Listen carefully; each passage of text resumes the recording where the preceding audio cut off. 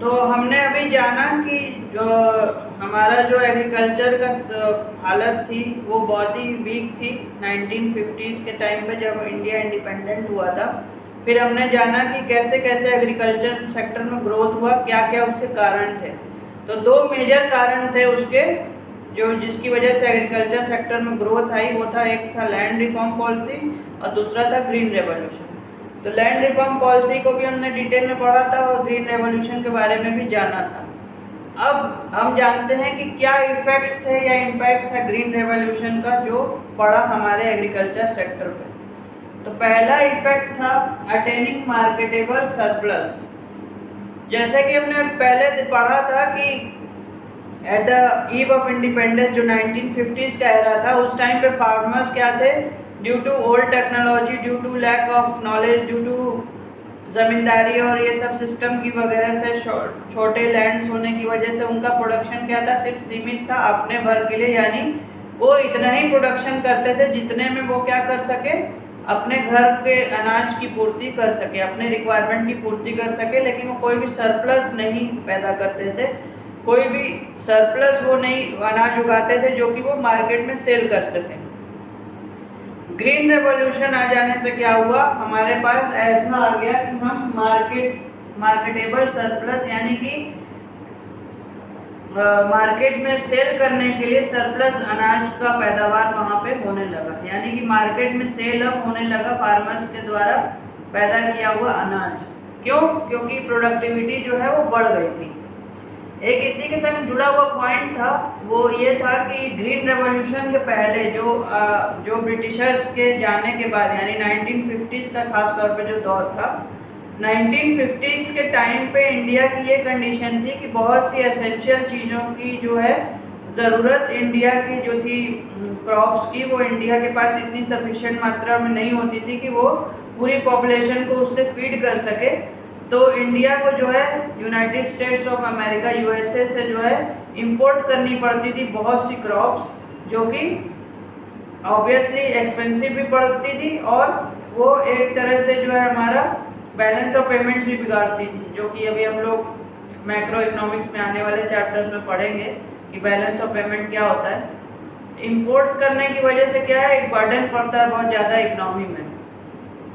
तो green revolution आने के बाद ये एक बहुत इम्पॉर्टेंट पॉइंट था कि जब 1950s के बाद जब 1960s में ये ग्रीन रेवोल्यूशन आया और 1990s तक यानी 25-30 साल होने के बाद लगभग इंडिया जो है सेल्फ डिपेंडेंट हो चुका था। उसको अब इंपोर्ट करने की ज़रूरत नहीं रह गई थी अमेरिका में, बल्कि अब धीरे धीरे इंडिया इंपोर्ट करने की जगह एक्सपोर्ट करने की स्थिति में आ रहा था ड्यू टू ग्रीन रेवोल्यूशन। जो चेंजेस आए थे, साथ ही साथ जो लैंड रिफॉर्म हुआ था, तो ओवरऑल हमारी एग्रीकल्चर की जो है स्थिति अच्छी हुई थी।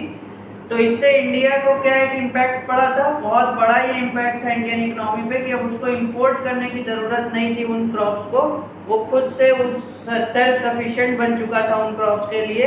और इंडिया अपने से खुद उसकी पैदावार इतनी हो गई थी कि वो सारी पॉपुलेशन को उससे फीड कर सके। और अब धीरे धीरे सिचुएशन बन रही थी कि वो एक्सेस में हो जाए वो क्रॉप फीड करने के बाद भी।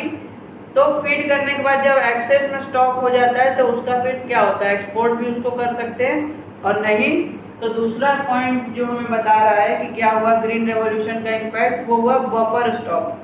बफर स्टॉक क्या होता है?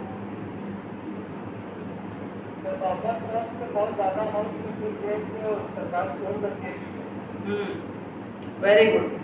एक्सेस अमाउंट जो पैदावार होती है जितने की रिक्वायरमेंट है साल भर में, उसके बाद जो एक्स्ट्रा बच जाता है उसको क्या करती है गवर्नमेंट, स्टोर करके रख लेती है आने वाले सालों के लिए। कभी अगर बाई चांस कोई ऐसी नेचुरल कैलामिटी आ गई या कोई दिक्कत आ गई जिसकी वजह से प्रोडक्शन उस साल का सफिशिएंट नहीं हो पाया, तो उस साल की रिक्वायरमेंट को मीट करने के लिए सरकार बफर स्टॉक में से निकाल करके जो है यूज़ कर लेती है, जो भी उसने फसलें या क्रॉप्स को बचा करके रखा है, मतलब पैदावार को जो भी बचा करके रखा है उसको वो यूज़ कर लेती है।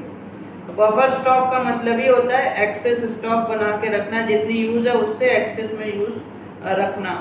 इससे एक ये भी होता है गवर्नमेंट परचेज कर लेती है, तो ये भी होता है कि किसानों की जितनी भी पैदावार हुई वो सारी की सारी बिक जाती है। किसानों के ऊपर फाइनेंशियल किसी भी तरह का बर्डन नहीं रह जाता है कि किसान जो है उसको मतलब अपने पैदा की हुई फसलों को बेच ना पाए और उनको उसका दाम न मिल पाए।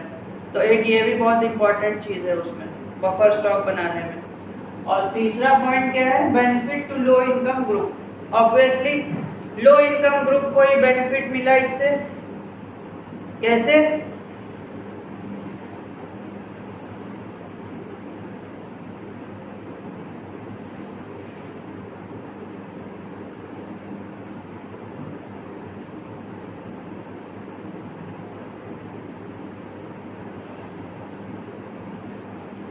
Benefits to low income group इस तरह से हुआ कि जो भी लो इनकम ग्रुप्स थे हमारे, जो कि पहले अफोर्ड नहीं कर सकते थे चीज़ों को, अब पैदावार बढ़ने से क्या हुआ, चीज़ों, हम लोग इकोनॉमिक्स के स्टूडेंट हैं तो हम लोग अच्छे से जानते हैं कि अगर किसी चीज़ की सप्लाई बढ़ जाती है मार्केट में तो क्या होता है, हमें उसका दाम जो है कम हो जाता है और हमें कम प्राइसेस में वही चीज़ अवेलेबल हो जाती है।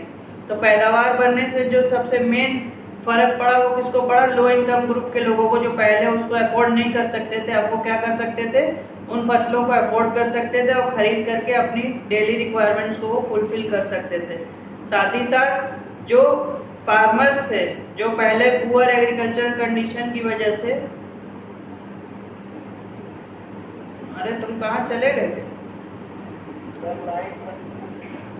हाँ, तो थर्ड पॉइंट है इसका benefits to low income group. तो benefits to low income group क्यों हुआ? लो इनकम ग्रुप्स जो थे सबसे पहले, तो जो पहले पुअर लोग थे जो अफोर्ड नहीं कर सकते थे क्रॉप्स को, तो ज़्यादा पैदावार होने से, हम लोग इकोनॉमिक्स के स्टूडेंट हैं, जानते हैं कि अगर सप्लाई बढ़ जाती है तो सप्लाई बढ़ने से उसका प्राइसेस हमेशा कम हो जाता है।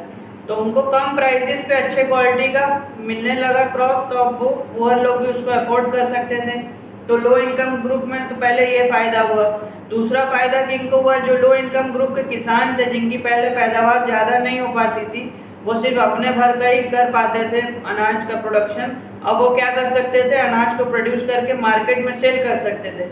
उनको सेल करने से क्या होता है कि वो फिर अपना इनकम और स्टैंडर्ड ऑफ लिविंग धीरे धीरे वो बढ़ा सकते हैं। तो दूसरा लो इनकम ग्रुप का फायदा जो है किसानों को भी मिला।